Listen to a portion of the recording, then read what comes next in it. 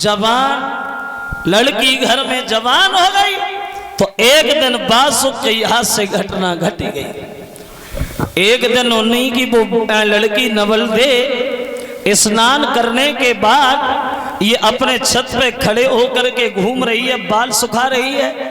इधर तो लड़की छत पे है और शाम को बासुक दरबार बंद करके घर पे आए तो उसी रास्ता से निकले।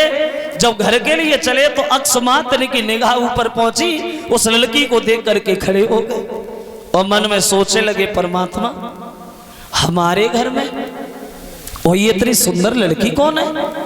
ना तो हमने अपने कोई रिश्तेदार बुलाई है और ना हमारे घर में इतनी कोई सुंदर नौकरानी, लेकिन ये है कौन?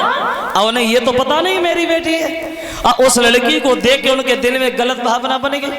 बासुक सोचने लगे, अब मैं होगी वो तो ठीक है, बनी रहेगी, लेकिन अब हम इसे अपनी पत्नी बनाएंगे और इसे पत्नी बना के घर में रखेंगे। और जो उन्होंने ये सुना, इधर अंदर ही ये कहा। जब ये कहा मन में तो ये सोचते ही सोचते इन्हें एक बीमारी लग गई, इन्हें कोढ़ हो गया और पूरे शरीर से कोढ़ निकलना शुरू हो गया, कोढ़ी हो गए। और ये बासुक कोढ़ी बन गए। घर पे आए बासुक अपनी पत्नी को पूछने लगे, ये छत पे कौन घूम रहा है?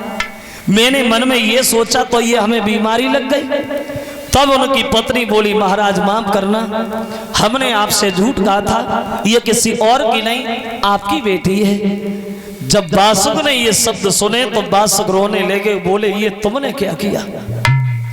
अब हम नहीं बचेंगे, अब मेरी मौत निश्चित है। इस कोढ़ का कोई इलाज भी नहीं है और अगर इलाज है भी बहुत कठिन है, वो कोई कर ही नहीं सकता। अगर कोई अमृत लेके आए, अगर अमृत में